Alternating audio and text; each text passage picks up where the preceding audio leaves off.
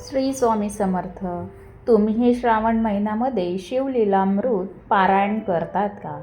व करत असाल तर कसे वाचावे किंवा हे शिवलीलामृत पारायण कसे करावे, त्याच्या वाचनाच्या आधी काय व नंतर काय नियम आहेत, हे संपूर्ण सविस्तर माहिती आपण आजच्या व्हिडिओमध्ये बघणार आहोत.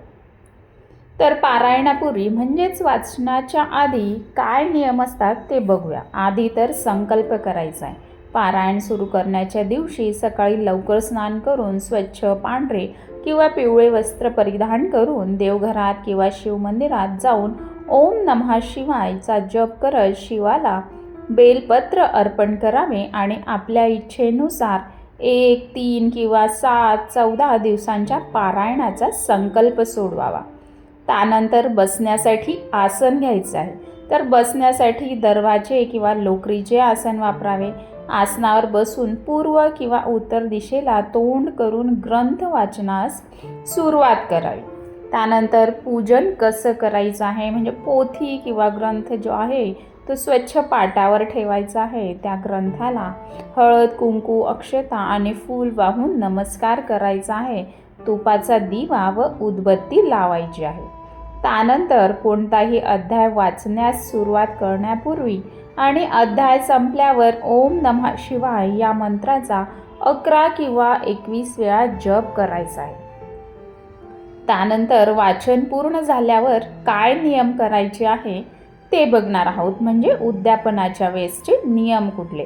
पहिलं तर क्षमा प्रार्थना मागायची आहे. म्हणजेच पोथीचे वाचन पूर्ण झाल्यावर हात जोडून देवाला म्हणावे, हे देवा, वाचनादरम्यान माझ्याकडून काही चूक झाली असल्यास मला क्षमा कर आणि माझे पठण स्वीकार कर.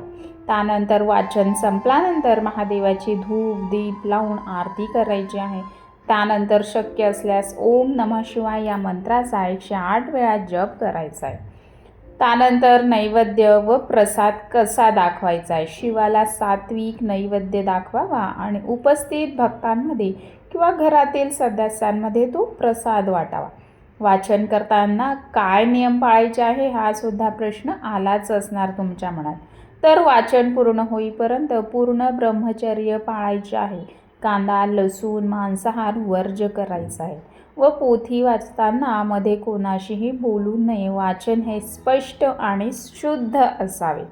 त्यानंतरचा तुमचा हाही प्रश्न असेल की पारायण चालू करताना ते आपण कधी चालू करायचं आहे. तर श्रावण महिन्यात शिवलीलामृत पारायण करण्यासाठी श्रावण सोमवार, प्रदोष, त्यामध्ये त्रयोदशी प्रदोष, शिवरात्री किंवा कोणत्याही शुक्ल पक्षातील एकादशी किंवा गुरुवारचा दिवस अतिशय शुभ मानला जातो.